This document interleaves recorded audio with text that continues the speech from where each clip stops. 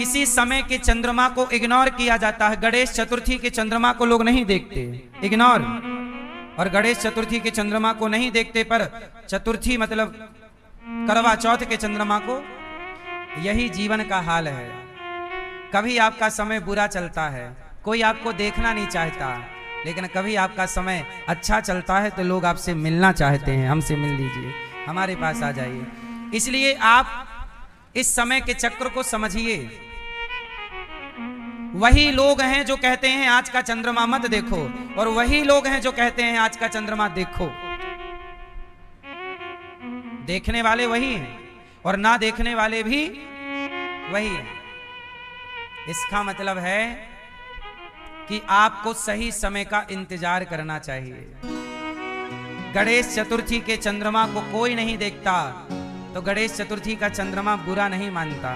कोई बात नहीं, आज नहीं देखोगे कोई बात नहीं, फिर भी मैं चमकता रहूंगा, कभी तो मेरा इंतजार करोगे। आप अपना काम करते रहिए। आज किसी ने आपको इग्नोर कर दिया, आज किसी ने आपकी तरफ देखा नहीं, किसी ने आपको पूछा नहीं, परेशान ना होइए। अपने काम को बेहतर करते रहिए, मन लगा के अपने लक्ष्य की ओर चलते रहिए।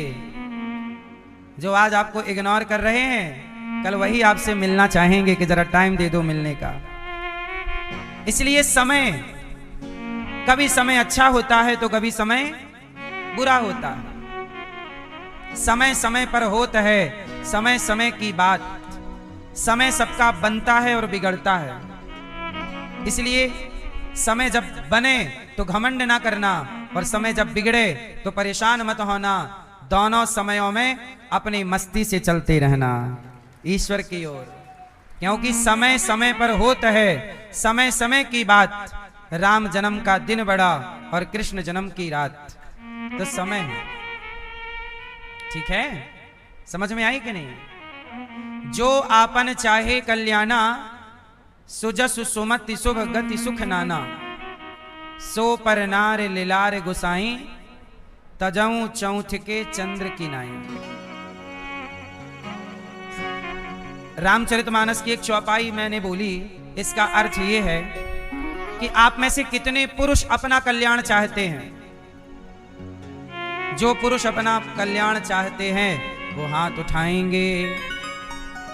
तो बताओ आपका कल्याण, जो आपन चाहे कल्याणा, सुजसु सुमति शुभ गति सुख नाना। जो नाना प्रकार का, बहुत प्रकार का सुख चाहता है, जो अपना कल्याण चाहता है, उसे एक काम नहीं करना चाहिए।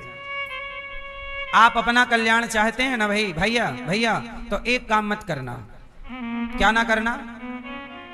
सो पर नारी लिलार गुसाई। यदि आप अपना भला चाहते हो तो पराई स्त्री को कभी मत देखना गलत नजर से। सो पर नार लिलार गुसाई, पराई स्त्री को वैसे ही त्याग देना जैसे तजऊ चौथ के चंद्र की नाई। चौथ का चंद्रमा जैसे त्याज्य है, ऐसे पर नारी को त्याग दीजिएगा।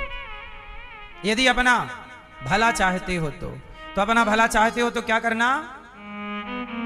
क्या करना? पराई स्त्री को, बोलो मेरी मां, पराई स्त्री को जोर से और जोर से,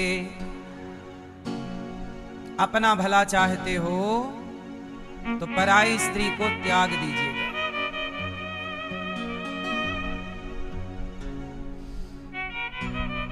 भगवान श्री कृष्ण ने एक बार चंद्रमा को देख लिया, चतुर्थी का चांद, गणेश चतुर्थी का। अच्छा, गणेश चतुर्थी के चंद्रमा को शाप किसने दिया कि तुम कलंकित हो जाओ? गणेश जी ने दिया था। भगवान कृष्ण ने देखा तो भगवान को झूठा एक आरोप लग गया। भगवान के राज्य में एक सत्रजित नाम के व्यक्ति रहते थे। सत्रजित ने सूर्य की उपासना की तो सूर्य भगवान ने उन्हें एक मणि दी। मणि वो इतनी प्रभावी मणि थी कि 100 किलो सोना रोज देती थी। कितना सोना? लगभग 100 किलो। अब इतना सोना किसी के पास आए, सत्रजित तो खूब बड़े आदमी हो गए। एक दिन भगवान ने सत्रजित जी से कहा कि सत्रजित जी, आपके पास ये जो मणि है ये आप हमें दे दीजिए। इससे क्या होगा? प्रजा का पालन अच्छा होगा, हमारे यहाँ अमीरी आएगी। राजा के पास धन होगा तो प्रजा की सेवा होगी। आपके पास अपना धन है तो इससे केवल आपका भला होगा, इसलिए आप राज खजाने में से जमा कर दिए। सत्राजित जी ने नहीं जमा किया। सत्राजित के भैया का नाम था प्रसेन। एक दिन प्रसेन वो मणि पहन करके जंगल चले गए। अब जंगल में क्या हुआ कि एक शेर ने प्रसेन को मार डाला। किसको मार डाला? प्रसेन को। और प्रसेन को खा गया। भाई शेर तो नरभक्षी हो गया था, खा गया। अब संयोग से वहां से जामवंत जी गुजरे, तो जामवंत जी ने शेर क्या किया, प्रसेन को तो खा गया पर वो मणि वहीं रह गई। शेर का मणि से क्या काम? तो जामवंत जी उस मणि को लेकर घर आ गए। वो एक गुफा में रहते थे।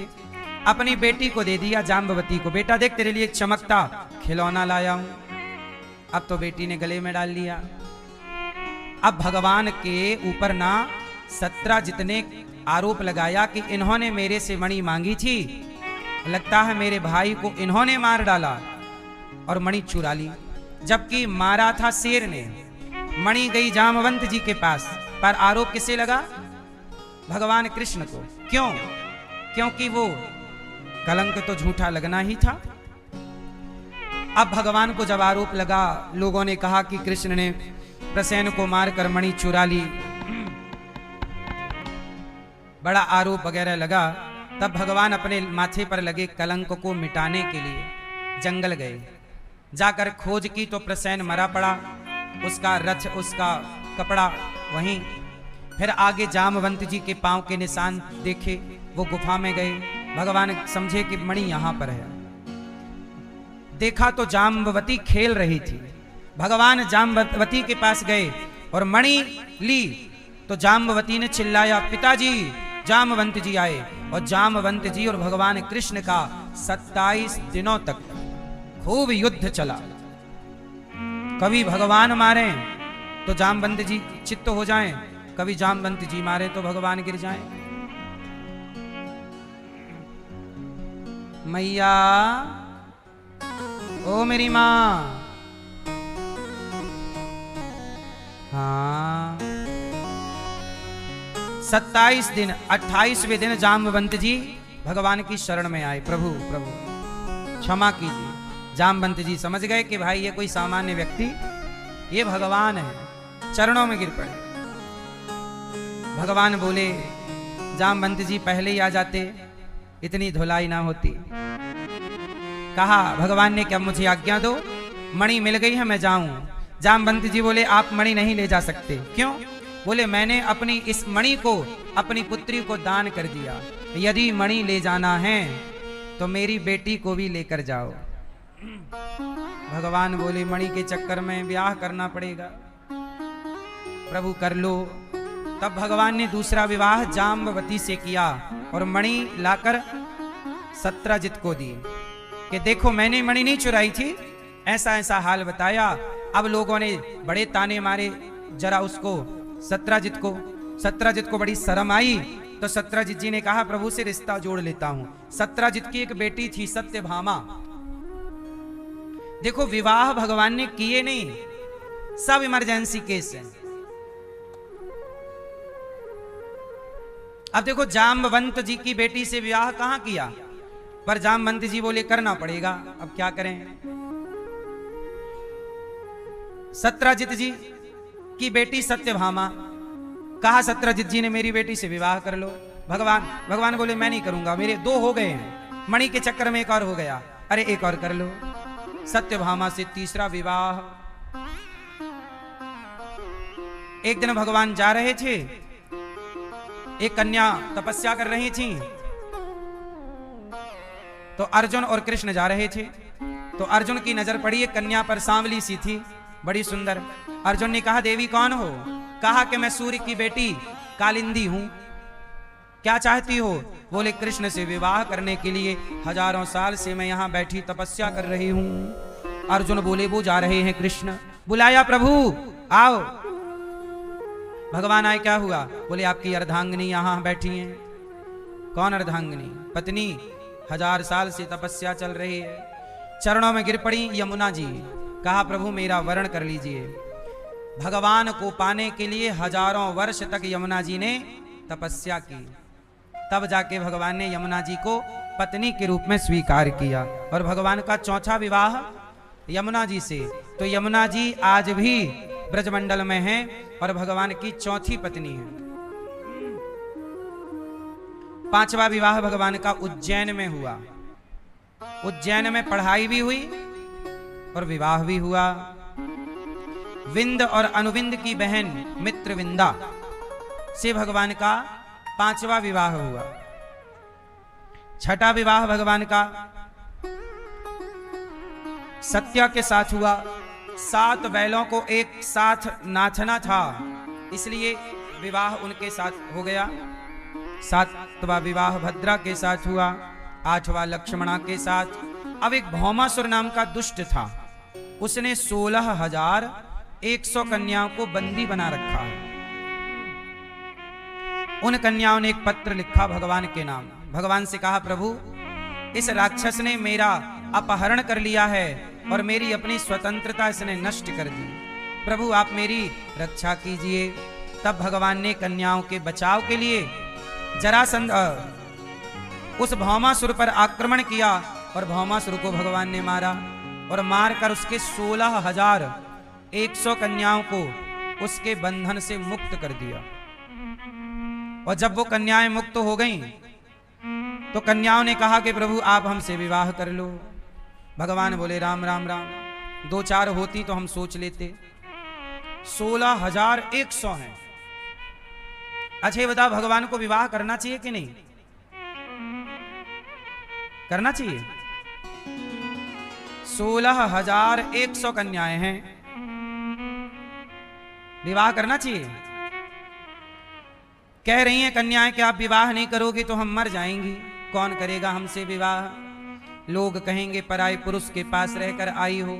सीता जी तो तनिक रावण के यहाँ क्या रह गई, जबकि वो पवित्र थी, फिर भी दुनिया ने उंगली उठाई तो हमें जीने देगी ये दुनिया? तो जिन नारियों को समाज अपमान करके दुत्कार रही थी, उन नारियों को समाज में सम्मान के साथ जीने का अधिकार दिया है भगवान कृष्ण ने। और टोटल 16,100 कन्याओं से विवाह किया, तो विवाह हो गए 16,108। कितने विवाह हो गए?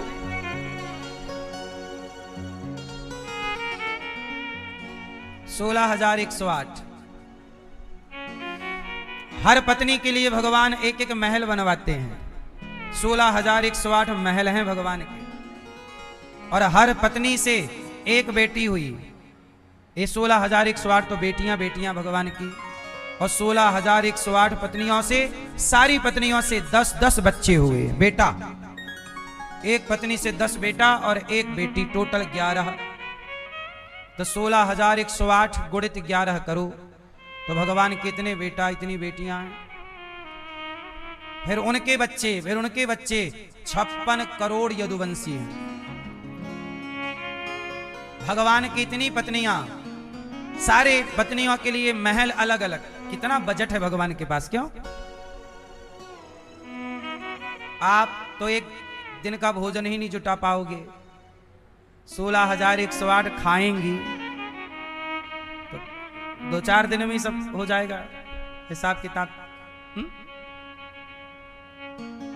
500 की साड़ी भी दिलवाते यदि आप 16,108 पत्नियों को, आप साड़ी ना दिलवा पाते अच्छी शिकायत, सही है? अच्छा, इतने विवाह करने के बाद भी भगवान खुश हैं, हैप्पी हैं। मंदिर में देखो कन्हैया मुस्कुरा रहे। आप हैं कि एक ब्याह करने के बाद, जब से ब्याह हुआ है तब से आपको अच्छे से हंसी नहीं आई है ना? तब से आप खिलखिला के हंसे नहीं। पता नहीं क्या हो गया आपकी हंसी को। पत्नियां तो फिर भी हंस लेती हैं, मानो पत्नी इसलिए हंस रही और कर ले ब्याह।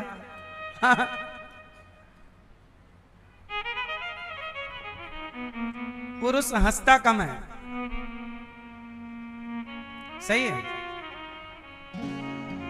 क्यों आप हंसते हैं भाई? आप हंसते हो थोड़ा सा? पुरुष ज्यादा इसलिए भी नहीं हंसता, ज्यादा खुश रहेंगे पत्नी पूछेगी क्या हुआ, काहे इतना खुश हो, चक्कर वक्कर चला लिए क्या? सही है नहीं? अच्छा इसी डर से नहीं हंसते? हंसते हो? हंसा करो मेरी माँ, हंसा करो। जिंदगी एक बार मिली है, बार बार अब पता नहीं कब आप मनुष्य बनेंगे। 84 लाख योनियां हैं, पर हंसने का मौका केवल आप लोगों के पास है। आपने कभी कुत्ते को हंसते नहीं देखा होगा, आपने कभी गधे को हंसते नहीं देखा होगा, चिड़िया को हंसते कहां देख? कब हंसी चिड़िया, कब हंसा कुत्ता, कब हंसा गधा? कभी नहीं हंसते ये लोग।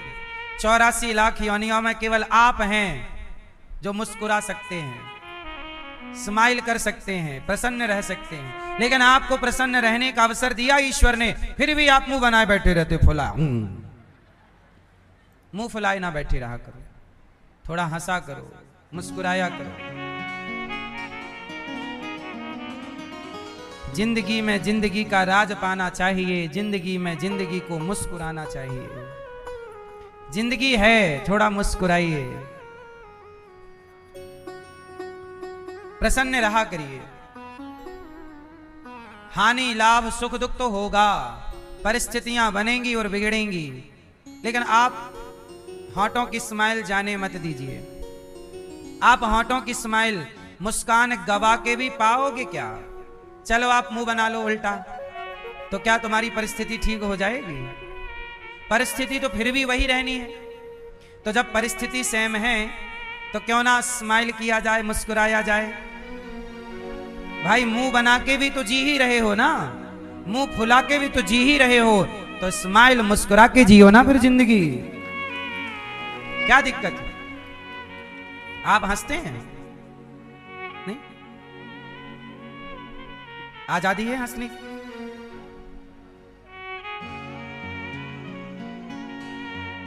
मैया आप हंसते हो? कब कब? 24 घंटे में एक बार इतना हंसा करो, इतना हंसा करो कि पेट दर्द हो जाए। यदि आप रोज हंसेंगे, इतना पेट दर्द हो जाए और हंसते हंसते आंसू आ जाए, एक बार भी 24 घंटे में इतना हंस लोगे ना, तो जल्दी बीमार नहीं पड़ोगे आप। हंसना भी एक योग है। और एक बात बताएं, मुस्कुराते रहना भी जीवन जीने की एक कला है। सही है? इसलिए मुस्कुराया करो। दादाजी आप नहीं मुस्कुरा रहे हैं। भगवान के टोटल कितने विवाह हो गए? 16,000। अब कोई लोग कहते हैं कि भगवान ने इतने विवाह क्यों कर लिए? अरे वो भगवान हैं, वो कुछ भी कर सकते हैं। तुम नहीं कर सकते ना इतने विवाह, तुम्हारी ताकत नहीं है, तुम इतने विवाह नहीं कर सकते। कोई अधिक विवाह भी करेगा तो कितने करेगा? 2 कर लेगा, 4 कर लेगा, 10 कर लेगा, 20 कर लेगा, 100 कर लेगा, 200 कर लेगा, 500 ब्याह कर लेगा। कर लेगा? है कोई ऐसे कर ले? तुम्हारी शक्ति सीमित है, तुम्हारी ताकत सीमित है, इसलिए तुम उतने ही विवाह कर सकते हो जितनी तुम्हारी शक्ति है। पर भगवान में शक्ति असीम है, इसलिए भगवान के परिभाषा में एक शब्द है तेज, वीर्य, ऐश्वर्यस्य समग्रस्य धर्मस्य यशसः श्री ज्ञान वैराग्य और चैव शरणाम भगितीर्णः। भगवान किसे कहते हैं? जब इन परिभाषाओं को गंभीरता से समझते हैं तब भगवान के इन परिभाषाओं में ये भी आता है कि भगवान वीर्यवान है। हाँ, मतलब भगवान ही ऐसे हैं जो सबके पति हो सकते हैं, सबके पिता हो सकते हैं, वरना इस धरती पे ऐसा कोई नहीं है जो सबकी जिम्मेदारी ले सके। एक भगवान ही हैं जो चींटी से लेकर हाथी तक की जिम्मेदारी लेकर के बैठे हैं। पति, पति, पति किसे कहते हैं? आप बताओ। पति किसे कहते हैं?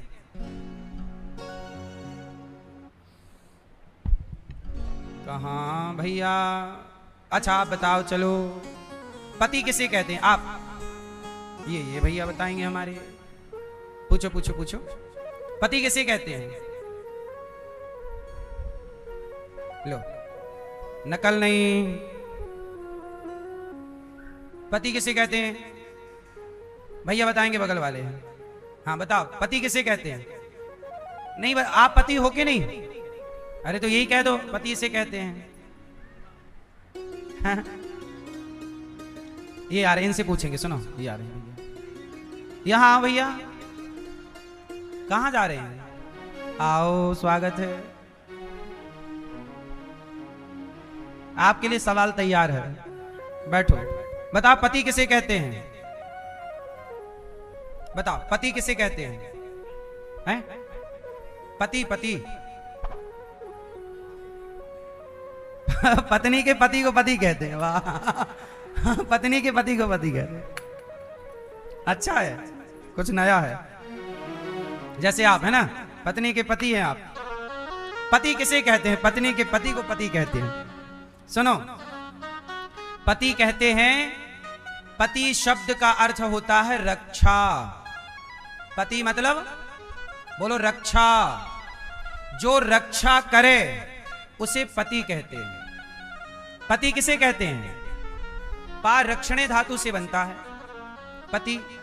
जो रक्षा करे वो कौन? पति। जैसे राष्ट्रपति राष्ट्र की रक्षा करे, वो राष्ट्र का सेनापति। जो सेना की रक्षा करे वो सेनापति। और आप अपने पत्नी का ख्याल रखें, पत्नी की रक्षा करें, तो आप पत्नी के पति। लेकिन जो परमात्मा प्रत्येक जीव के रक्षक हैं, वो भगवान भी पति हैं। तुम हो एक अगोचर सबके प्राणपति। तो भगवान सबके प्राणों के क्या हैं? रक्षक।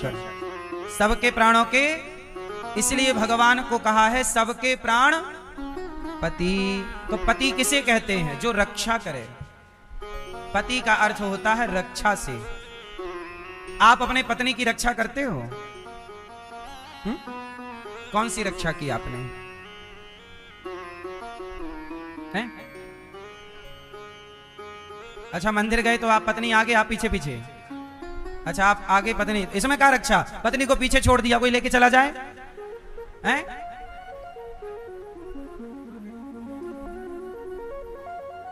पति वो है जो अपनी पत्नी की रक्षा करे। कौन सी रक्षा? समाज से भी। रावण से राम ने रक्षा की कि नहीं? सीता मां की। और समाज के आरोपों से भी राम जी ने सीता जी की रक्षा की। लोग कहते हैं राम जी ने सीता जी को वनवास क्यों भेज दिया? जब वो गर्भवती थी, आरोप लगा। यदि राम जी वनवास ना भेजते तो समाज ये आवाज लगाती रहती कि सीता गलत है, सीता रावण के यहां रही, सीता गलत है। एक बात बताओ, आपकी पत्नी यदि ये सुनती रहे सबसे कि ये गलत है, गलत है, तो आप सुन पाओगे? राम कैसे सुन पाते? इसलिए समाज के शब्द, समाज के गलत शब्द मेरी पत्नी के कानों तक ना पड़े, इसलिए राम ने सुरक्षित वाल्मीकि जी के स्थान पर पहुंचा दिया सीता जी को। मतलब समाज की गलत बातों से क्या करी राम जी ने? रक्षा। क्यों? सही है। वरना लोग तो कहते ना भाई, किस किस के मुंह पे ताला लगाते। एक बोला कि सीता जी गलत हैं, वहां रह के आई हैं रावण के यहां, पता नहीं कैसी है। एक ने बोला, फिर दो ने बोला, पांच ने बोला, सबने बोला। किसका मुंह पकड़ते राम जी? किस किस को फांसी पे लटकाते? इसलिए समाधान क्या था? समाज की बातों से रक्षा की, दूर हो गए। ये मैसेज है, जब दुनिया आप पर आरोप लगाए और आप सही हैं तो आप जवाब तो दीजिए, सही जवाब दीजिए, अपनी सही बात रखिए, पर थोड़ा दूरी बनाइएगा। दूरी बनाइएगा उन लोगों से जो लोग गलत कह रहे हैं। सही वक्त आने पर आप अपनी सही बात रखिएगा जरूर। अपना पक्ष सीता जी ने रखा, आखिरी में रखा कि हे पृथ्वी माता, यदि मैं सही हूं, यदि ये लोगों का आरोप झूठा है, मिथ्या है और लवकुश राम के पुत्र हैं, और राम के सिवा मैंने स्वप्न में किसी का स्पर्श ना किया हो, और यदि मैं गंगा की तरह और अग्नि की तरह पवित्र हूं तो पृथ्वी माता आप मुझे अपनी गोद में स्थान दो। यदि मैं पवित्र हूं तो गोद में स्थान देना, और यदि मैं पवित्र नहीं हूं तो अपनी गोद में स्थान मत देना। ये कहा कि पृथ्वी माता प्रकट हो गई, विमान लेकर आई और सीता मां को बिठाया, और सदा सदा के लिए समाज को सबूत देकर सीता मां धरती में समा गई। राम सीता जी ने सबूत तो दिया कि मैं सही हूं, पर कब दिया? सही वक्त आने पर। सही वक्त का इंतजार कीजिए, थोड़ा सा धैर्य रखिए। कैसे जवाब दिया जाता है? जल्दबाजी में कुछ भी ना बोला करो, बिना विचारे जो करें सो पाछे पछताएं। जब आप इंसान के ऊपर संकट आता है ना, तब उसकी बुद्धि काम करना बंद कर देती है।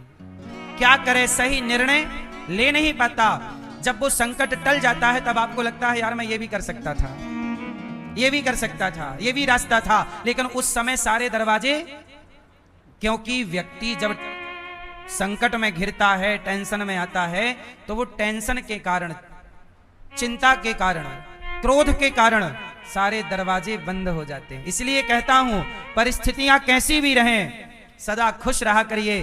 ज्यादा टेंशन नहीं, समझदारी से निर्णय लेंगे तो हर परिस्थितियों का सामना कर पाएंगे, दुखों से जीत पाओगे आप। निर्णय लेने की क्षमता अच्छी होनी चाहिए, ठोस निर्णय लीजिए, सही निर्णय सही वक्त पर।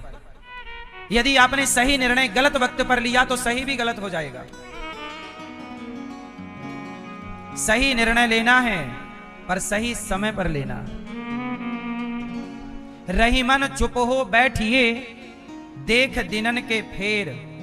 समय सही नहीं चल रहा हो तो चुप होके बैठना चाहिए। अभी हमारा टाइम सही नहीं है, अभी चुप रहो। जब सही समय आएगा तब बात करेंगे। और समय सबका आता है। तालाब खाली होता है तो चींटियां मछलियों को खाने लग जाती हैं। तालाब खाली हुआ, पानी सूख गया, मछली मर गई, तो मरी हुई मछली को तालाब में कौन खाता है? चींटियां। मछलियां बोली कोई बात नहीं चींटी, आज तेरा वक्त है। पर जब बारिश आती है, तालाब भरता है, तो तालाब में रह रही चींटियों को पकड़ पकड़ कर मछलियां खाने लग जाती हैं। कल तेरा टाइम था, आज मेरा टाइम है। टाइम बदलता है साहब, वक्त बदलता है। समय किसी के बाप की बफौती नहीं है। बदला कि नहीं? बंगाल में ममता मैया का एक टाइम था, एक टाइम तब भी उनका था, एक टाइम अब भी उनका है। समय बदलता है और राजा को रंक बना देता है। कल ममता मैया का टाइम ऐसा था, लोग ममता मैया से जुड़ना चाहते थे। आज ममता मैया का साथ छोड़ना चाहते हैं। टाइम, वक्त। इसलिए आप ये मत कहिएगा कि मेरा बल, मेरा रुतबा, मेरा टाइम। टाइम तेरा नहीं है। कुछ समय के लिए टाइम आया है, आया और गया, सदा ना रहा है, सदा ना रहेगा। जमाना किसी का। इसलिए जब ममता मैया, जब आप मुख्यमंत्री थी तो हिंदुओं की ओर देखा भी नहीं, और अब देखो मैया का टाइम बुरा आया तो साथ छोड़ गए कि नहीं। इसका मतलब यह हुआ कि जब आपका टाइम अच्छा हो तो घमंड ना करिएगा। आम का पेड़ जब फलों से भरता है, झुकता है। जब आपका टाइम अच्छा हो तो आप उस अच्छे टाइम पर अच्छे इंसान बनने की कोशिश करिएगा, घमंडी नहीं। काश राम से सीखा होता ममता मैया ने कि राम जब राजा बने तो राम ने धोबी की बात सुनी। किसकी बात सुनी? धोबी की। और धोबी की बात सुनकर अपनी पत्नी को वनवास भेज दिया। इसका मतलब राम परिवारवाद नहीं, प्रजावाद राजा है। राम किसकी सुनते हैं? प्रजा की। और ममता मैया ने प्रजा की नहीं सुनी तो प्रजा ने कहा हम भी नहीं करेंगे तुम्हें वोट। इसलिए राजा कैसा चाहिए? राजा प्रजा की बात सुने अब ममता मैया ने प्रजा की नहीं सुनी। अब बाद में अब पछताए होत क्या, जब चिड़िया चुग गई। आप समझो, ये कथा मैं आपको इसलिए बता रहा हूं कि घमंड कभी ना करना। कहां गया ममता मैया का अहंकार? और जो आज सत्ता पर बैठे हैं, आप भी घमंड ना करना। सदा ना रहा है, सदा ना रहेगा। समाज की सेवा करिए, जनता जनार्दन की सेवा करिए, देश को मजबूत करिए। अपने बाप की बफौती समझ के कोई ना बैठिए, क्योंकि समय सबका बदलता है। कल राजा कोई और था, कल होगा कोई और। कल राजा कोई और था और कल होगा कोई और। किसी एक के शीश पर सदा रहे ना मौर। किसी एक के शीश पर सदा के लिए सत्ता ना रहेगी। सत्ता आएगी जाएगी, आएगी जाएगी। सत्ता, सुंदरता और संपत्ति। बोलो, सत्ता, संपत्ति, सुंदरता, ये किसी के बाप की बफौती नहीं है। सत्ता आएगी जाएगी, संपत्ति आएगी और सुंदरता आएगी, और जवानी सदा ना रही है। जवानी में आदमी अलग दिखता है और बुढ़ापे में तो ये सत्ता, संपत्ति, इसमें से कुछ भी आपको मिल जाए तो समाज की नम्र भाव से सेवा करिएगा। घमंड किसका रहा है? रावण का घमंड नहीं चला, जिसकी लंका सोने की थी।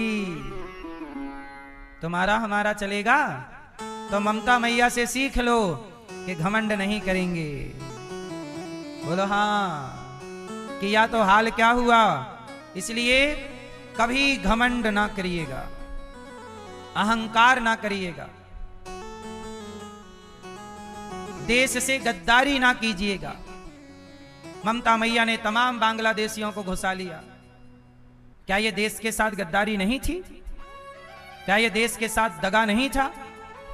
इसलिए अपनी माटी के साथ गद्दारी मत कीजिएगा। मर जाना अच्छा है, पर भारत माता के साथ गद्दारी नहीं होनी चाहिए। राष्ट्र के साथ वफादार रहो। राष्ट्र के साथ क्या रहोगे? यहां गद्दारी नहीं।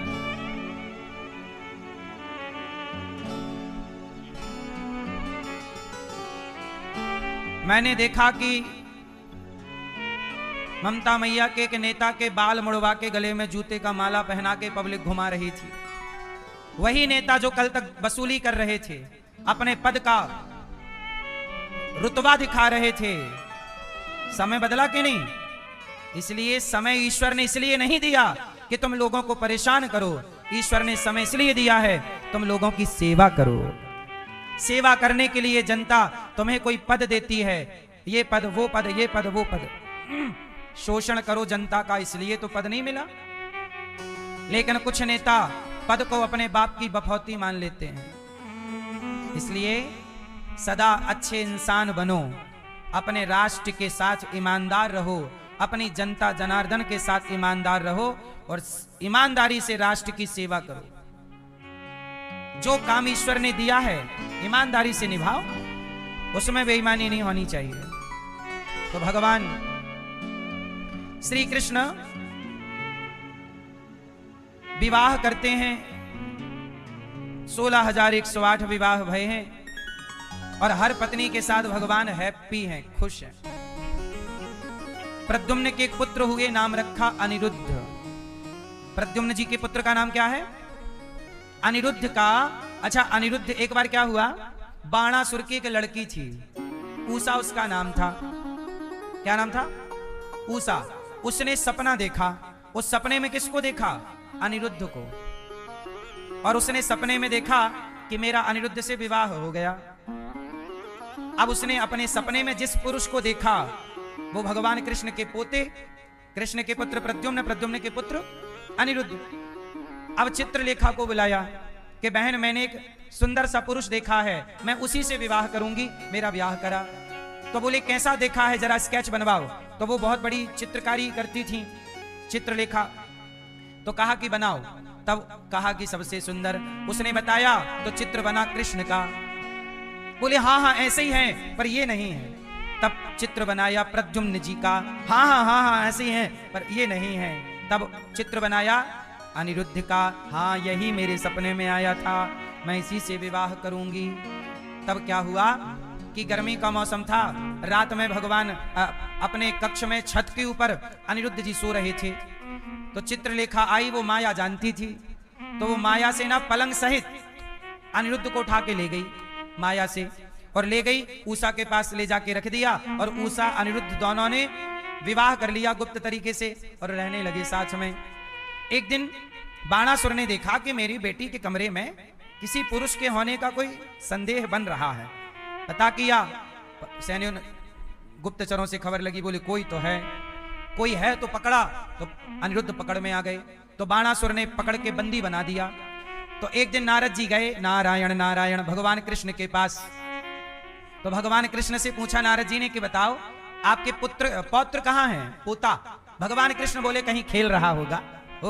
इतने बच्चे भगवान के, कौन कहाँ है पता ही नहीं। भगवान बोले तुम्हारा पोता अनिरुद्ध जेल में है, जेल में। क्या बात कर रहे, बोले बाणासुर के जेल में। भगवान ने सेना तैयार की, बाणासुर पर आक्रमण किया। और जब बाणासुर पर आक्रमण किया तो बाणासुर शंकर जी का पुजारी था। उसने शंकर जी को बुलाया, शंकर जी आओ। शंकर जी आए, क्या हुआ। बोले ये कन्हैया आए हैं, जरा आप संभालो मोर्चा। तो देखो चेला हो गया किनारे, शंकर जी को भिड़ा दिया कृष्ण से। तो भगवान कृष्ण की और शंकर जी की लड़ाई हो गई। लड़ाई हुई तो भगवान कृष्ण बोले कि भोले बाबा आप कहां चक्कर में पड़ गए इस राक्षस के। शंकर जी बोले क्या करें, हमारा भक्त है। अरे भक्त है तो दुष्ट तो है, अरे भले दुष्ट है पर मैंने वचन दे दिया कि तुम्हारी रक्षा मैं करता रहूंगा। तो भगवान कृष्ण बोले अब क्या करें, अब इसके दिखाने के लिए अपन थोड़ा लड़ लें, कुछ बाण आप चलाओ कुछ हम चलाएं। तो भगवान कृष्ण ने मोहिनी बाण चलाया, तो शंकर जी को नींद आ गई, शंकर जी सो गए। अब शंकर जी सो गए, तब तक भगवान ने, शंकर जी ने कहा प्रभु ऐसा करना कि आप इसे दंड तो देना, पर इसे जान से मत मारना। मेरा देखो शंकर जी बोल रहे हैं मेरा भक्त है, कैसा भी है, बड़ा दुष्ट है, मारना मत, जान से मत मार। भगवान बोले ठीक है, जान से नहीं मारेंगे। तो भगवान कृष्ण ने, उसके बहुत सारे हाथ थे, है ना, भगवान ने उसके 1000 हाथ में बहुत सारे हाथ काट दिए, 4 हाथ छोड़ दिए भगवान ने, कुछ हाथ छोड़ दिए और अनिरुद्ध को लिए वापस आ गए। तो इस तरह से भगवान के पुत्र प्रद्युम्न फिर अनिरुद्ध का विवाह, मतलब विवाह में भी पहले लड़ाइयां होती थी। आजकल का जमाना अच्छा है, बिना लड़े भिड़े ब्याह हो जाता है। पहले विवाह में भी युद्ध करना पड़ता था। जब अर्जुन का द्रौपदी जी से विवाह हुआ तो युद्ध करना पड़ा, अर्जुन का सुभद्रा जी से विवाह हुआ तो युद्ध करना पड़ा, भगवान कृष्ण का रुक्मणी जी से विवाह हुआ युद्ध करना पड़ा, प्रद्युम्न जी का विवाह हुआ रति से युद्ध करना पड़ा, सम्रासुर से, अनिरुद्ध का विवाह हुआ युद्ध करना पड़ा। और आप लोग कहते हो लड़ना ना पड़े, लड़ना ना पड़े, लड़ना। और भगवान का पूरा जीवन लड़ाई भिड़ाई से गुजरा है। इसलिए बांसुरी बजाने वाले कृष्ण बांसुरी रख देते हैं और सुदर्शन उठा लेते हैं। इसलिए प्यार की बातें जरूर करिएगा, पर उससे जो प्यार की बातें समझे। जब कोई प्यार की बातें समझे ही ना, जब बातों से ना माने, तो लातों की जरूरत पड़ती ही पड़ती है। इसलिए लातों को मजबूत रखिएगा, बातें करने में कहीं लातें कमजोर ना पड़ जाएं। क्यों, सही है कि गलत है? क्यों भैया? इसलिए सनातनियों को अपने आप को तैयार भी रखना चाहिए। काय के लिए? या तो भागने के लिए तैयार रहो, या तो फिर अपने धर्म और पक्ष के लिए लड़ने के लिए तैयार रहो। कैसे? उदाहरण मैं देता हूं। जहां जहां हिंदू कमजोर हुआ है, जैसे कश्मीर से हिंदू कमजोर हुआ तो कश्मीर से हिंदुओं को भागना पड़ा। बोलो हाँ।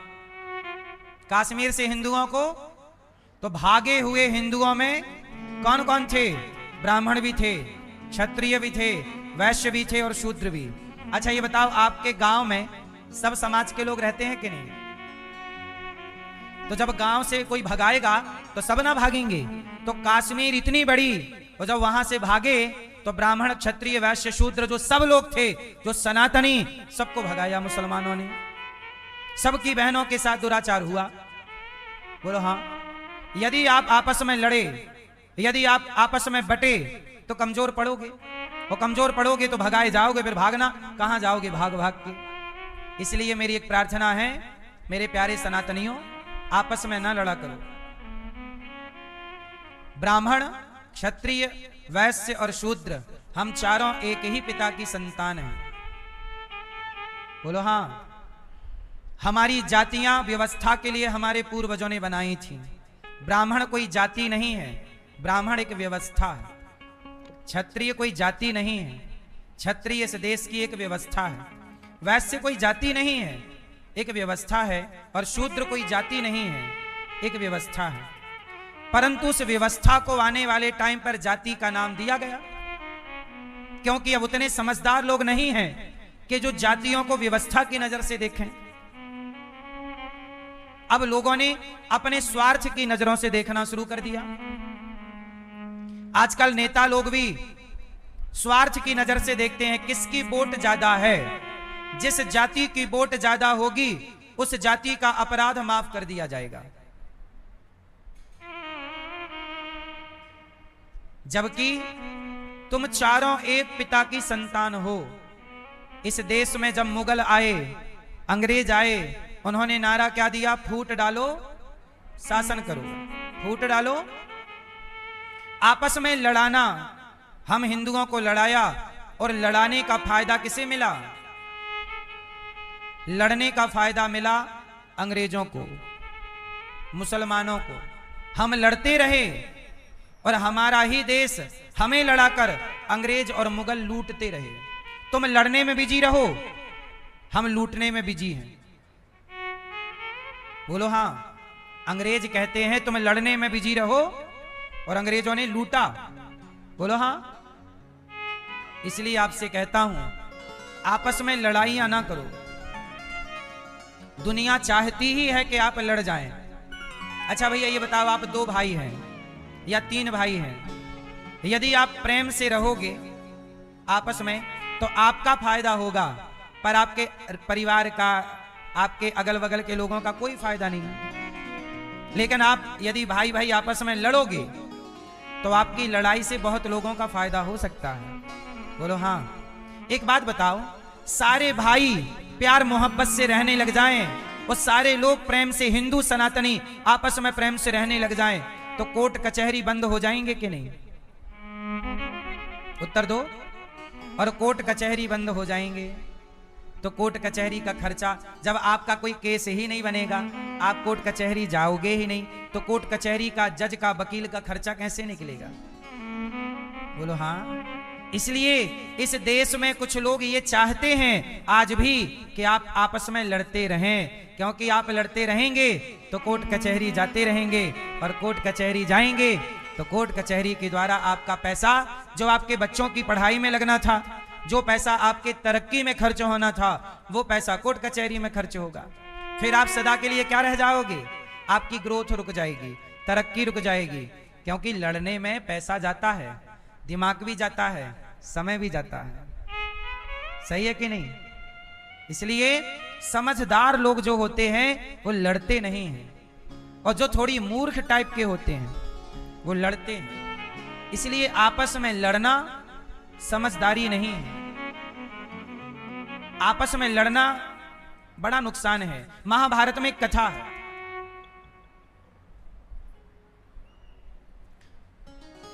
दो भाई थे, दोनों बड़े बलवान थे। दोनों ने ब्रह्मा जी से वरदान मांगा कि हम मरे ना। ब्रह्मा जी बोले ये तो संभव नहीं है, तुम्हें मरना पड़ेगा। तो बोले अच्छा ऐसा है, हम किसी से ना मरें, हम जब भी मरें आपस में लड़कर ही मरें। मतलब हम 2 भाई हैं तो हम जब तक दोनों ना लड़ें तब तक हमारी मृत्यु ना। ब्रह्मा जी बोले तथास्तु। अच्छा वो दोनों भाई में बड़ा प्यार, उनकी कभी लड़ाई होती नहीं। जब उनकी कभी लड़ाई होती ही नहीं तो वो लड़ेंगे नहीं, तो उनकी कभी मृत्यु होगी नहीं। मतलब वो इनडायरेक्ट अमर हो गए, क्योंकि मरेंगे कब? जब दोनों आपस में लड़ेंगे। और दोनों का आपस में बड़ा प्रेम, और जब प्रेम ही इतना तो लड़े कैसे? कोई ना जमीन का झगड़ा, ना कोई उनके बीच में स्त्री का झगड़ा। अब वो बड़े उत्पात मचाने लगे, संसार में हाहाकार मच गया। देवता ब्रह्मा जी के पास गए कि इन्होंने तो हमारा शासन छीन लिया, बड़ा पाप कर रहे हैं। तब ब्रह्मा जी ने एक स्त्री का निर्माण किया जिसका नाम था तिलोत्तमा। अब वो तिलोत्तमा इतनी सुंदर कि उसको देखा, जो देखा देखता ही गया। तिलोत्तमा ने ब्रह्मा जी से कहा, आज्ञा, क्या करना है? कहा कि जाओ, वो दो भाई हैं, विंद अनुविंद, उनको, विंद अनुविंद नहीं, उनका नाम कुछ और था शायद, जाओ उन्हें मार के आओ, उनमें आपस में फूट करा दो, दोनों भाइयों में जाओ। अब दोनों भाइयों में फूट कराने के लिए वो तिलोत्तमा चली। अब तिलोत्तमा जब चली तो बड़ी सुंदर, दोनों भाइयों ने देखा, वाह इतनी सुंदर। बड़े भाई ने कहा, तेरी भाभी है, अच्छे से देख तेरी। तो छोटे ने कहा, नहीं बहू है आपकी, थोड़ा आप अंदर चले जाओ, बहू कैसे ना देखो। अब दोनों में हो गई लड़ाई, नहीं ये तो मेरी पत्नी बनेगी, ये तो मेरी बनेगी। तो दोनों भाइयों ने उस कन्या से कहा कि तुम ही बताओ तुम किसकी पत्नी हो। बोले आप दोनों ही सुंदर हो, आप डिसाइड कर लो कि आप में से कौन मेरा वर्ण करेगा। दोनों में लड़ाई हुई और शाप था, उनको वरदान था कि आपस में लड़ोगे तो। वो मर गए। अब बताइए, आपस में लड़के मर गए, इसका मतलब ये हुआ किसी को मिटाना है, किसी को बिगाड़ना है तो क्या करिए, उसे आपस में लड़ा दीजिए, वो सदा के लिए नष्ट हो जाएगा। ये अंग्रेजों की नीति थी। इसलिए हम ब्राह्मण, क्षत्रिय, वैश्य और शूद्र चारों को आपस में मिलजुल के रहना चाहिए। हमें आपस में नहीं लड़ना चाहिए। हम लड़ेंगे तो हमारी लड़ाई का फायदा उठाकर हमें गुलाम बनाया, देश को गुलाम बनाया। भगवान ने राजा नृग पर कृपा की। एक राजा थे, उनका नाम था नृग। एक दिन क्या हुआ, भगवान कृष्ण ने अपने बच्चों को समझाया, बेटा पोताओं को, कि सुनो यहाँ। सब बच्चों को बिठाया और भगवान ने कहा कि सुनो, कभी किसी ब्राह्मण का, कभी किसी संत का, कभी किसी गाय का अपमान मत करना, अनादर मत करना। पर भगवान के बच्चे हैं ना, बड़े बाप के बेटे हैं, तो बिगड़ने की संभावनाएं भी ज्यादा होती हैं। इसलिए भगवान कृष्ण समझा रहे हैं, पर भगवान के अपने बच्चे उस भाव से सुन नहीं रहे हैं। भगवान ने कहा कि चलो अच्छा यहीं जंगल में खेलो। तो क्या किया, खेल खेल में उनकी गेंद कुएं में गिर गई। तो वहां जब कुएं से गेंद निकालने गए तो वहां पर एक बहुत बड़ा गिरगिट था। भगवान कृष्ण को बच्चों ने आवाज लगाई, पिताजी गिरगिट है। भगवान ने उसका स्पर्श किया, वह एक पुरुष बन के खड़ा हो गया। भगवान ने पूछा कि आप कौन हैं? तब उस गिरगिट से बने पुरुष ने कहा कि मेरा नाम राजा नृग है, नृग नाम के राजा, मैं इक्ष्वाकु वंश का राजा हूं। तो गिरगिट कैसे बन गए? बोले मेरे से एक पाप हो गया, जिस पाप के कारण गिरगिट बना, पर मैंने गौदान किया था, जिसके कारण प्रभु आज आपका दर्शन हो गया और आपके द्वारा मेरा उद्धार हुआ। तो बस याद रखिएगा कि जो आपका पुण्य है वह पुण्य कभी नष्ट नहीं होता। राजा नृग ने गौदान बहुत किए थे। उन गौदानों के बल पर क्या हुआ, उन्हें भगवान कृष्ण का दर्शन हुआ। इसलिए कहता हूं कि मरने से पहले गौदान जरूर करिएगा। गौरी गोपाल गौशाला में सैकड़ों गाय यहां रहती हैं, सैकड़ों नंदी रहते हैं। आप भी गौदान करिए, गाय को हरा चारा एक दिन का गौरी गोपाल गौशाला में जरूर दीजिएगा। आपके सहयोग से गायों को भोजन मिलता है, चारा मिलता है। कल का चारा, कल का भोजन गायों को आप करा सकते हैं तो कराइए। सबके घर से पहली रोटी गाय की निकलती है। आप भी गौरी गोपाल गौशाला में एक रोटी का सहयोग नित्य किया करो। 1 किलो चारे, हरे चारे का सहयोग नित्य किया करो। कर सकते हो महीने 2 महीने में 1-1 ट्रॉली चारे की सेवा गायों की कराते रहा करिए, यदि ईश्वर ने इस योग्य बनाया है तो। आधी ट्रॉली का भी आप सहयोग कर सकते हैं, आधी ट्रॉली चारे का। अब राजा नृग ने गौदान किया तो उन्हें कृष्ण की प्राप्ति हुई और उनकी मुक्ति हुई शाप से। पौंड्रक नाम का राजा था जो 4 हाथ लगा के घूमता रहता था और सबसे यही कहता कि मैं भगवान हूं, मैं भगवान हूं। भगवान कृष्ण को पता लगा तो भगवान ने पौंड्रक का उद्धार किया। आज भी संसार में किसी के पास थोड़ा पद आ जाए, प्रतिष्ठा आ जाए, पैसा आ जाए, तो पैसे आने के बाद व्यक्ति यही मान लेता है कि मैं ही भगवान हूं। लोग अपने को क्या मानने लग जाते हैं? जोर से, जोर से। एक बात बताओ, क्या कोई व्यक्ति, क्या कोई इंसान भगवान हो सकता है? उत्तर दो। जब कोई व्यक्ति, अच्छा देखो, चांदी चांदी रहेगी, लोहा लोहा रहेगा, पीतल पीतल रहेगा। पीतल कभी कितना भी पीतल चिल्लाए कि मैं सोना हूं, मेरा रंग रूप सोने के जैसा है, तेरा रंग रूप भले सोने के जैसा है पीतल, पर तू सोना नहीं हो सकता। बोलो। जैसे पीतल कभी सोना नहीं हो सकता, ऐसे इंसान सदा इंसान रहेगा। वो भगवान, यार बताओ, कोई भगवान, मतलब जो भगवान सृष्टि उत्पन्न कर रहा है, जो परमात्मा सृष्टि रच रहा है, जिसने आपका निर्माण किया, आप कह रहे हो कि मैं भगवान हूं? क्या भगवान होना इतना आसान है कि कोई भी 25-50 करोड़ रुपया कमाए और कह दे कि मैं भगवान हूं? भगवान कौन है? जिनका जन्म नहीं होता, जिनकी मृत्यु नहीं होती, इसलिए भगवान का नाम अजन्मा है। बोलो हां। वो भगवान अजन्मा है, अविनाशी है। तुम्हें सर्दी जुकाम होती है, तुम जन्म लेते हो और तुम मरते हो, क्योंकि तुम सांसारिक प्राणी हो, इंसान हो। और सांसारिक इंसान संसार की हर गतिविधि से गुजरता है। एक आदमी मेरे पास आया, बोला महाराज जी बताओ, साईं बाबा भगवान है कि नहीं? मैंने उनसे कहा कि देखो, हमारे सनातन में कोई भी भगवान नहीं हो सकता। आप लोग बताइए, साईं बाबा वो बाबा हैं, साधु हो सकते हैं, उनकी पुस्तक में लिखा है कि वो मुसलमान हैं। अब आप बताओ, साईं बाबा को आप लोग भगवान मानते हो कि नहीं? उत्तर दो। मानते हो? एक बात बताओ, हनुमान जी ज्यादा पावरफुल हैं कि साईं बाबा ज्यादा पावरफुल हैं? जोर से। हनुमान जी ज्यादा शक्तिशाली हैं, लेकिन हमारे यहां हनुमान जी राम जी के मंदिर में जाकर देखिएगा, हनुमान जी राम जी के आगे हाथ जोड़कर चरणों में बैठे हैं। वो हनुमान जी जो इतने बड़े हैं, वो हनुमान जी जो इतने बड़े हैं, वो राम के आगे हाथ जोड़कर सिर झुकाकर बैठे हैं। हनुमान जी भी राम के क्या हैं? बोलो। राम के भक्त हैं।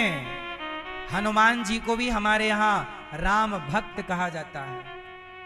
क्या कहा जाता है? राम के भक्त। हमारे यहां हनुमान जी को भी राम भक्त कहा जाता है।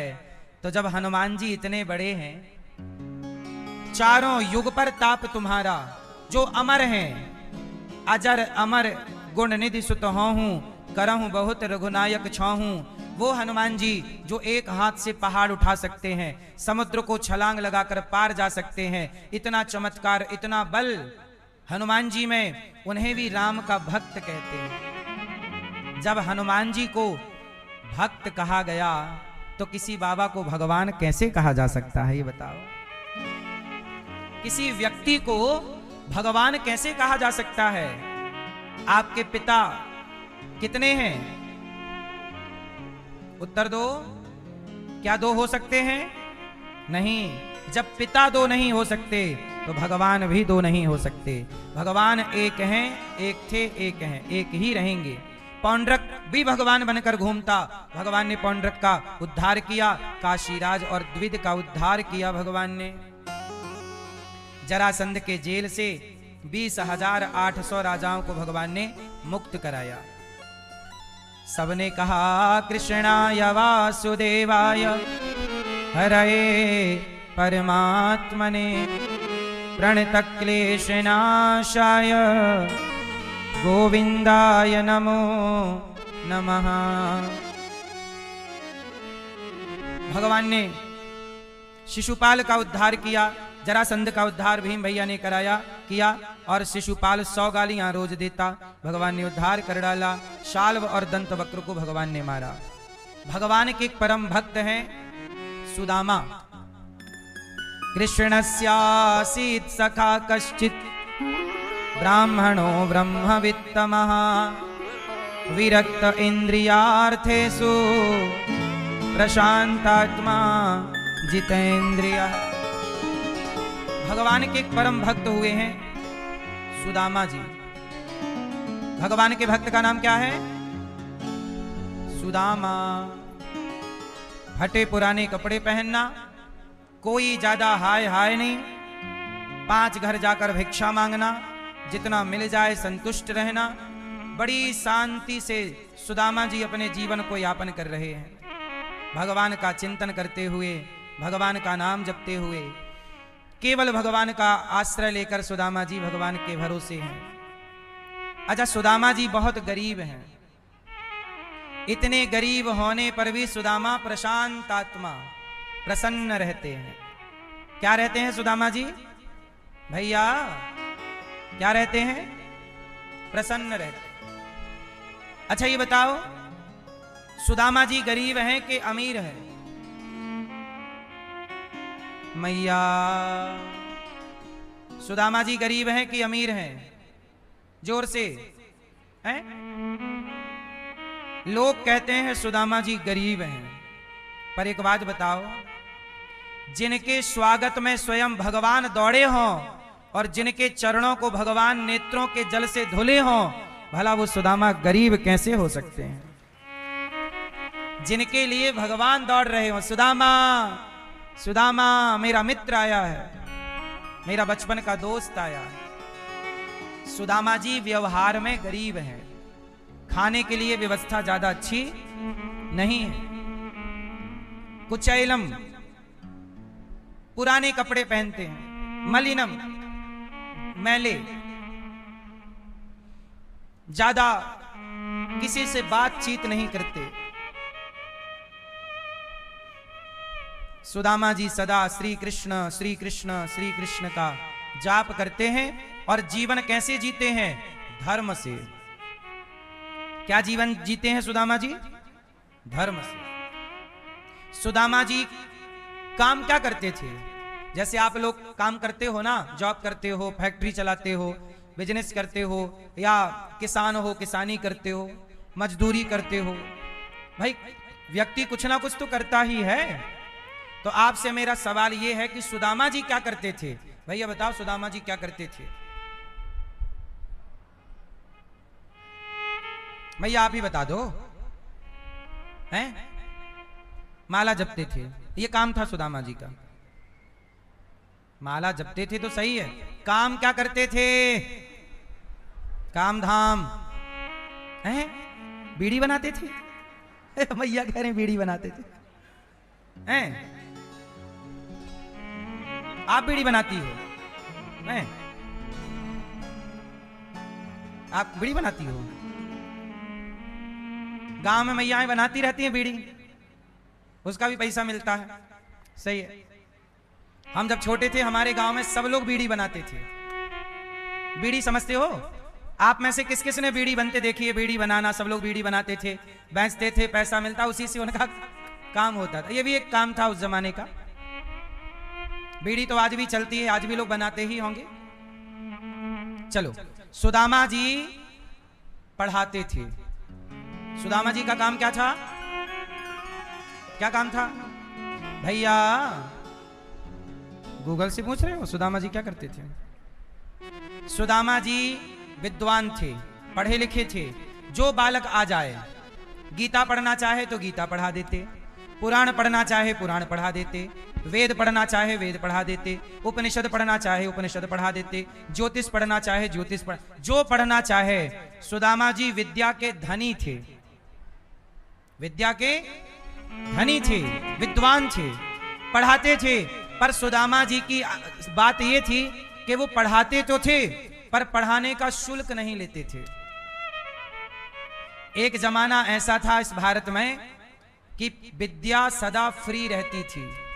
हमारे देश में विद्या अब बिकने लग गई है। जब तक ये देश, अब उदाहरण देख लो ना, राम जी पढ़े वशिष्ठ जी से, तो वशिष्ठ जी ने कितनी फीस ली? कुछ नहीं।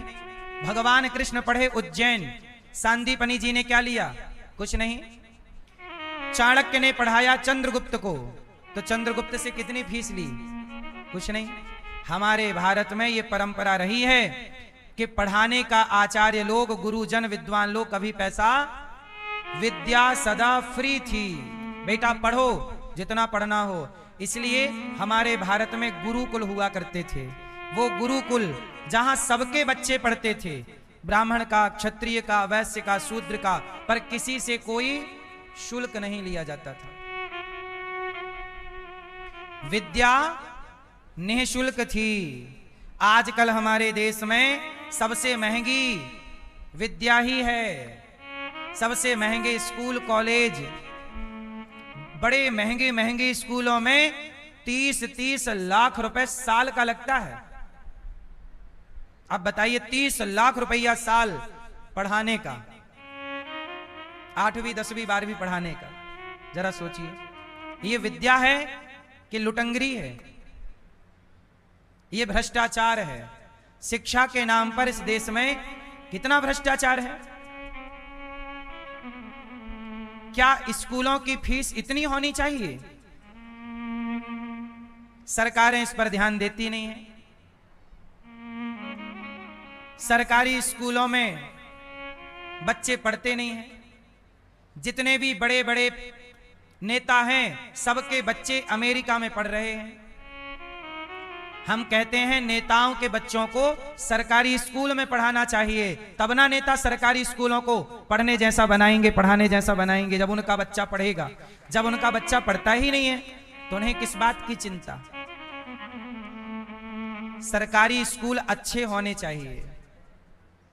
हम कहते हैं शिक्षा का स्तर यह हो कि भारत के मुख्यमंत्री का बेटा और भारत के रिक्शे वाले का बेटा एक ही स्कूल में जाकर के पढ़े, तब यह माना जाए कि अब समानता आ गई है। जातियों के नाम पर लड़ाना ये नेताओं की राजनीति है, पर समानता का अर्थ ये होता है कि शिक्षा ऐसी स्थापित करो कि सब एक साथ पढ़ें। क्या अमीर, क्या गरीब। सही है। अमेरिका, ऑस्ट्रेलिया में एक चीज ये अच्छी है कि वहां आप किसी को देखकर कह नहीं सकते कि ये अमीर है कि गरीब है।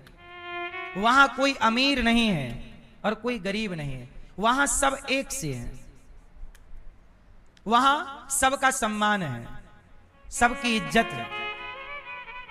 वहां यह नहीं कहा जाता कि तुम्हारा काम यह है तो तुम्हारी ये इज्जत है। नहीं, वहां सबका आदर, सबका सम्मान।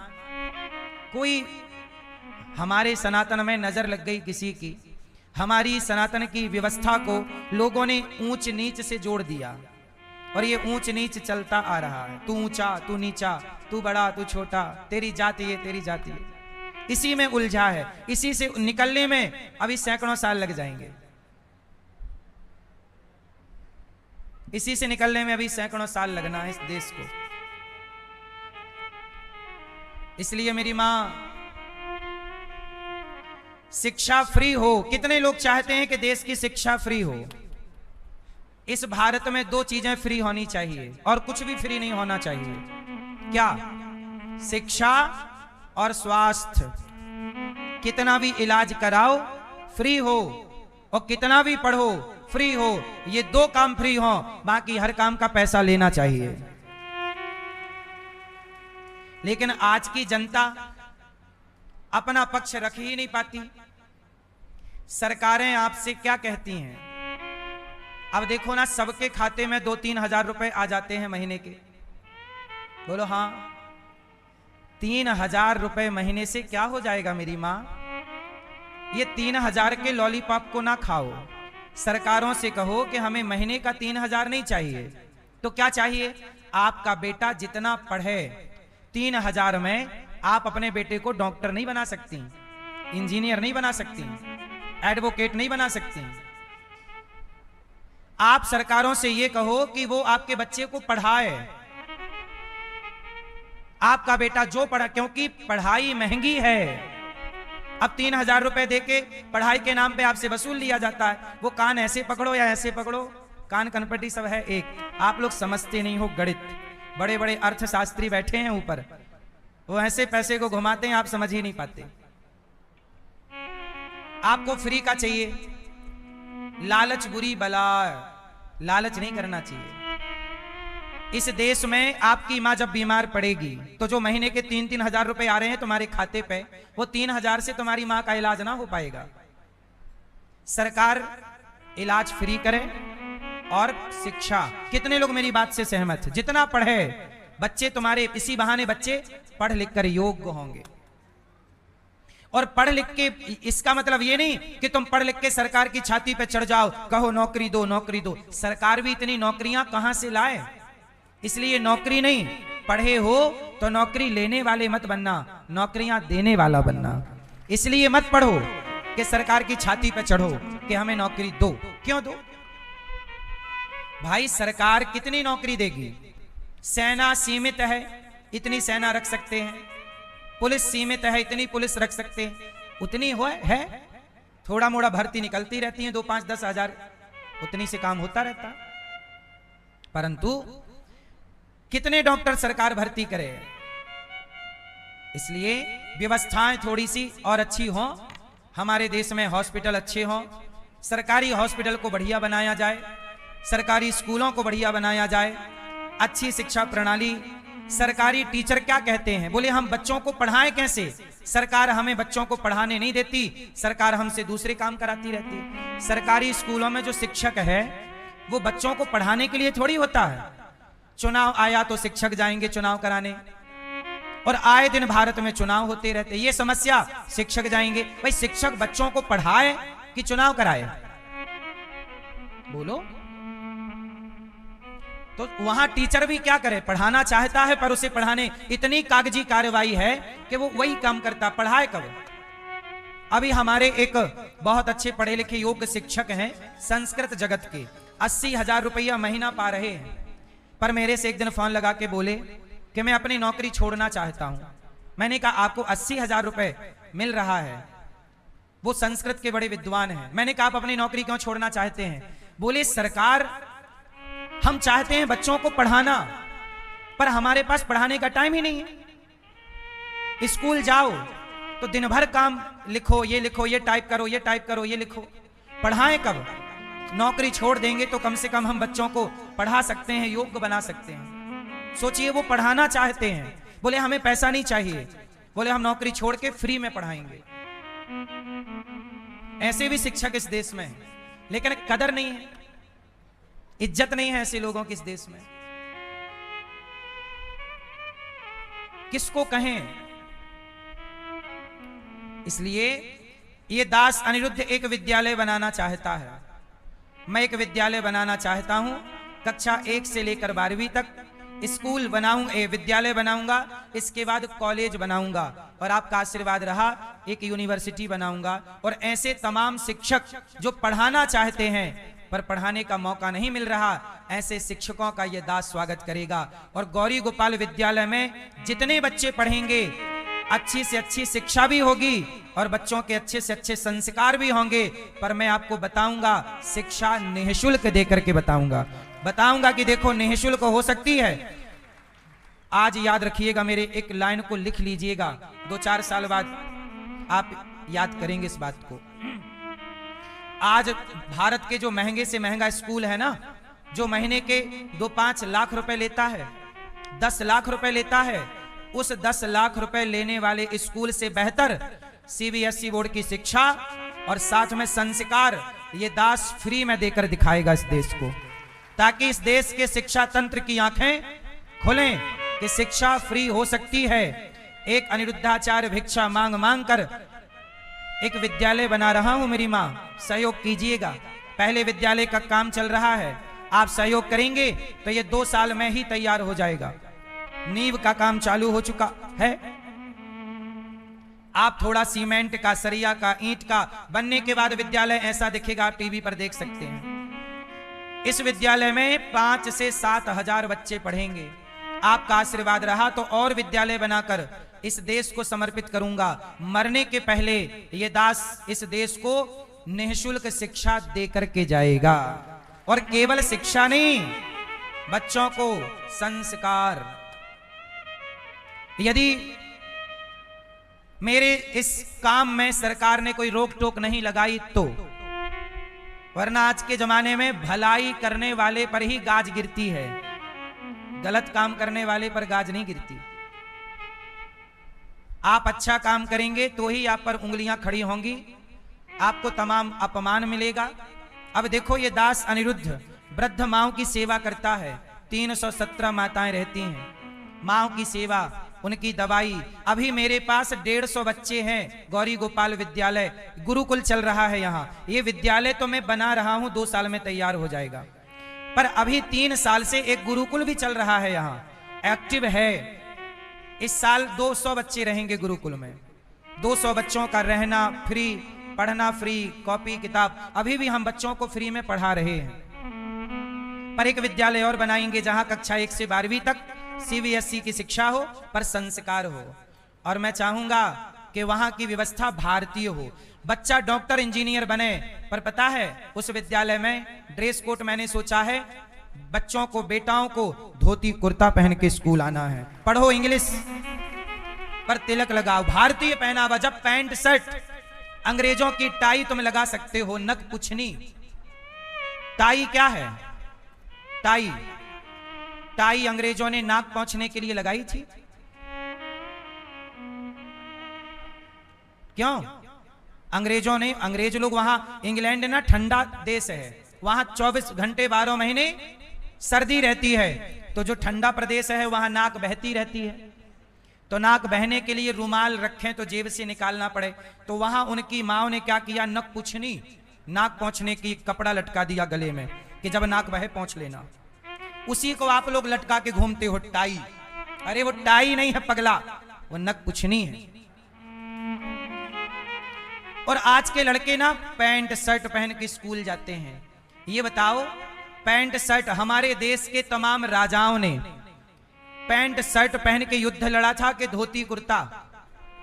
बताओ, भारत का पहनावा पैंट शर्ट है कि धोती कुर्ता? उत्तर दो जोर से। तो आजकल के बच्चों को धोती पहननी नहीं आती,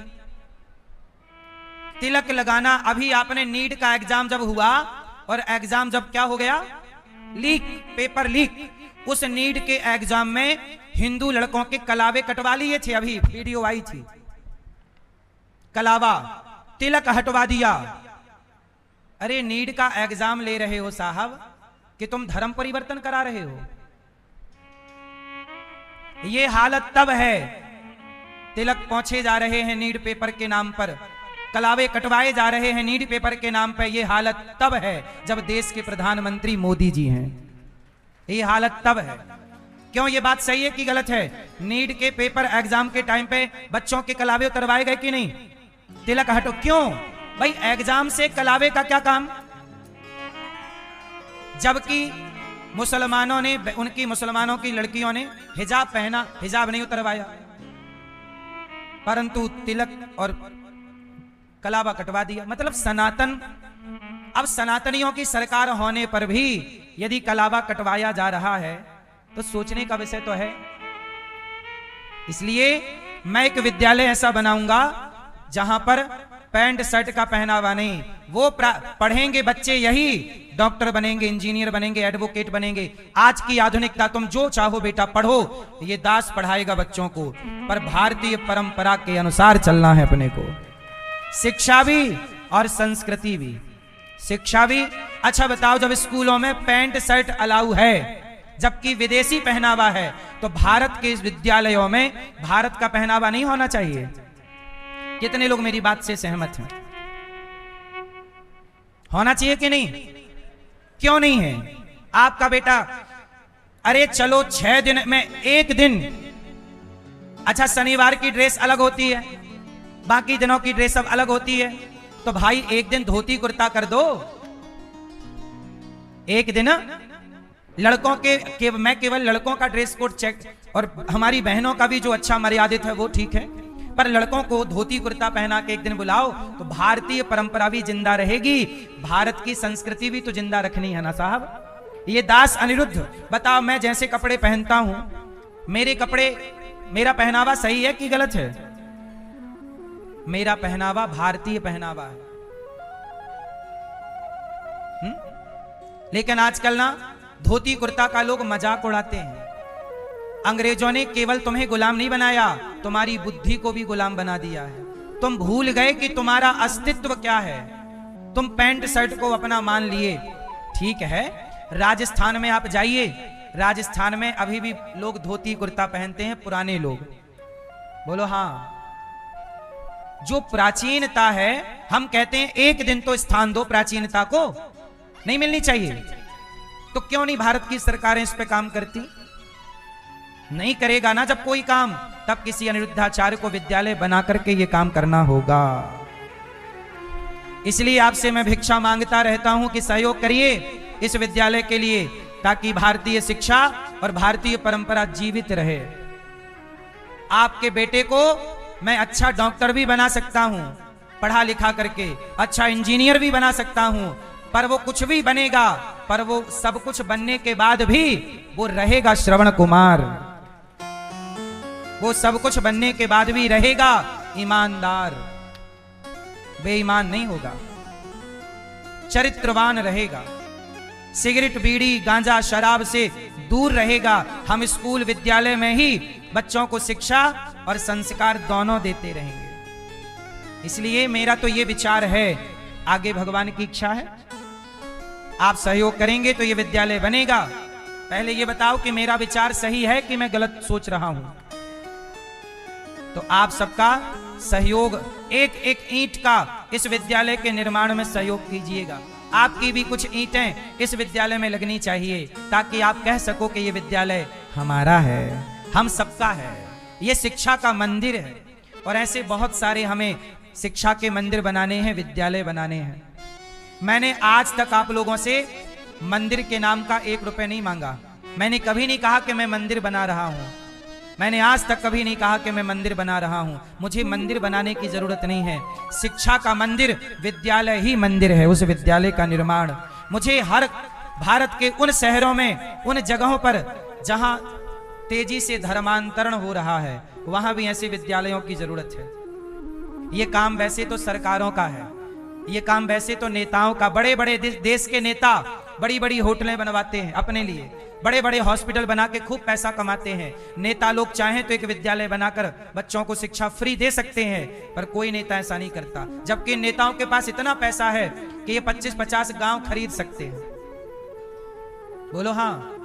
लेकिन नियत नहीं है ना, सेवा भाव नहीं है। ये दास, अब देखो गौरी गोपाल में माताओं की सेवा, हम आपसे मांग मांग कर 317 माए, यहां 30,000 लोग पर डे भोजन करते हैं। कितने लोग?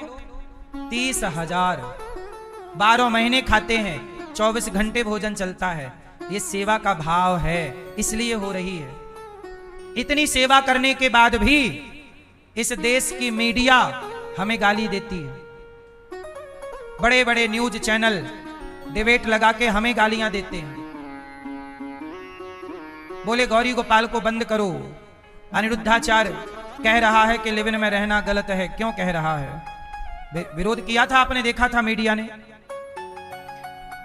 खुद सेवा करते नहीं है गाय की, खुद सेवा करते नहीं है। विद्यालय, एक विद्यालय, बड़े बड़े न्यूज चैनल वाले भी विद्यालय बनाए तो हैं, पर वो विद्यालय बनाकर 30-30 लाख रुपए ले रहे हैं बच्चों के साल का। बोलो हाँ। और यदि हम फ्री में शिक्षा देने लग जाएंगे तो न्यूज वाले तो हमारा विरोध करेंगे कि नहीं? क्योंकि बड़े बड़े न्यूज चैनल वालों का भी विद्यालय चल रहा है और उनके विद्यालय में 1 साल की फीस 30 लाख है। बोलो हाँ। मैं नाम नहीं ले सकता, मेरे को पता सब है, क्योंकि मिर्ची जल्दी लग जाती है। सोचिए, न्यूज वाले बड़े बड़े, इनके पास अथाह पैसा है। एक बच्चे का 30 लाख लेते हैं साल भर का, कितना पैसा हो। और ये दास फ्री में सब शिक्षा देगा, तो सबसे पहले ये न्यूज वाले ही मेरा विरोध करेंगे, देख लेना। अभी भी यहां फ्री में सब माओं की सेवा हो रही है, गौरी गोपाल में सबको भोजन मिल रहा है, गाय की सेवा हो रही है। अभी भी विद्यालय में 150 बच्चे पढ़ रहे हैं, तो भी विरोध किया। ऐसे ही है इस देश में। आप सही करेंगे तो आपका विरोध होगा, अपमान होगा, आरोप लगाए जाएंगे। और आप गलत कीजिए तो आप पर कोई आरोप नहीं, आपको बुला के और गोल्ड मेडल दिया जाएगा। आओ आओ आओ। इसलिए लोग अच्छे काम करने से डरते हैं। लेकिन हमने कमर कस ली। हमें पता है कि लोग हमें बुरा कहेंगे, आरोप लगाएंगे, न्यूज वाले गाली देंगे, पर फिर भी तुम हमें गाली देते रहना, हम अच्छे काम करते रहेंगे।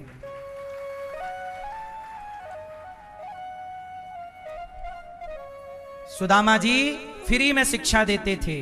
ये दासवी शिक्षा हमारे सनातन की परंपरा है, शिक्षा का शुल्क नहीं होना चाहिए। और उसी सुदामा जी की परंपरा को मैंने आगे बढ़ाई है। गुरुकुलों में आज भी गौरी गोपाल गुरुकुल में 150 बच्चे पढ़ते हैं। 3 साल से गुरुकुल चल रहा है। आज तक मैंने एक बच्चे से 1 रुपए नहीं लिया, 1 रुपए नहीं लिया। सेवा मतलब सेवा।